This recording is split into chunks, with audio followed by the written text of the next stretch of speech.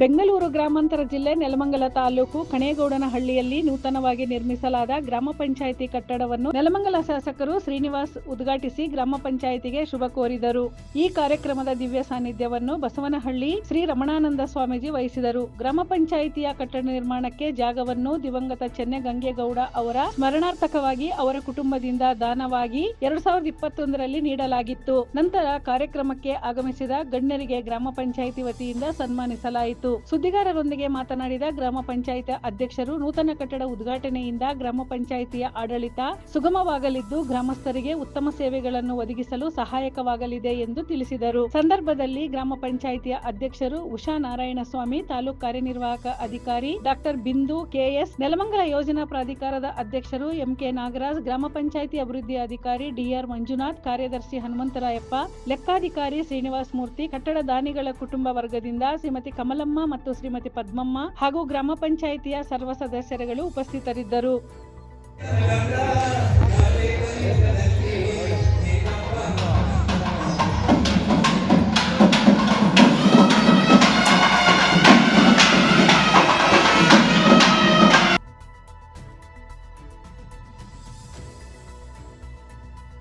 ತುಂಬಾನೇ ಖುಷಿ ಇದೆ ಮೇಡಮ್. ನಮ್ಮ ಅವಧಿಲೇ ಭೂಮಿ ಪೂಜೆ ಆಗಿದ್ದು, ನಮ್ಮ ಅವಧಿಲೇ ಅದೇ ರೀತಿ ಉದ್ಘಾಟನೆಯೂ ಆಗ್ತಿದೆ. ಈ ವಿಷಯವಾಗಿ ತುಂಬಾನೇ ಖುಷಿ ಇದೆ.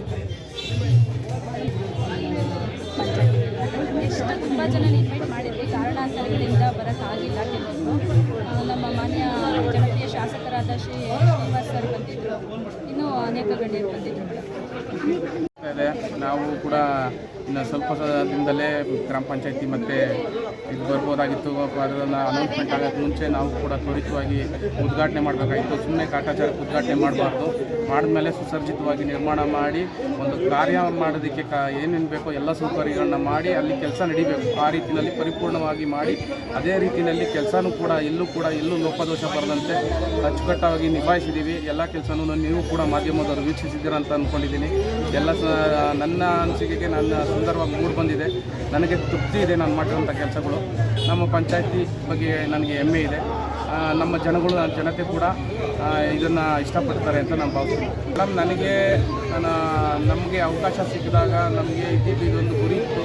ಇದನ್ನು ಮಾಡೋದ್ರಿಂದ ಶಾಶ್ವತವಾಗಿ ನಮ್ಮ ಹೆಸರು ಉಳ್ಕೊಳ್ಳುತ್ತೆ ಅನ್ನೋ ಒಂದು ನಿಟ್ಟಿನಿಂದ ನಾವು ಇದನ್ನು ಎಲ್ಲರಿಗೂ ಮನವೊಲಿಸಿ, ಎಲ್ಲ ನಮ್ಮ ಸದಸ್ಯರಿಗಿರ್ಬೋದು, ನಮ್ಮ ಅಧಿಕಾರಿ ವರ್ಗದವ್ರಿಗಿರ್ಬೋದು, ಎಲ್ಲರಿಗೂ ಮನವೊಲಿಸಿ, ಇಲ್ಲ ಸರ್ ಇದಕ್ಕೇನು ಬೇಕೋ ಅದಕ್ಕೆ ಹಣವನ್ನು ನಾವು ಕ್ರೋಢೀಕರಿಸಲೇಬೇಕು, ಇದಕ್ಕೆ ಕ್ರೋಢೀಕರಿಸಿ ನಾವು ಇದೊಂದನ್ನು ಮುಗಿಸಲೇಬೇಕು ನಮ್ಮ ಅವಧಿನಲ್ಲಿ.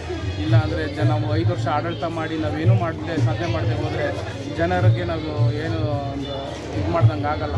ಅದಕ್ಕೋಸ್ಕರ ನಾವು ಇದೊಂದು ಕಟ್ಟಡವನ್ನು ನಾವು ನಮ್ಮ ಅವಧಿನಲ್ಲಿ ಮಾಡಲೇಬೇಕು ಅಂಥೇಳಿ ಪ್ರಯತ್ನ ಪಡ್ತೀವಿ ಅಂತ ಮನವೊಲಿಸಿದಾಗ ಎಲ್ಲರೂ ಕೂಡ ಸಹಕಾರ ಮಾಡಿದ್ರು.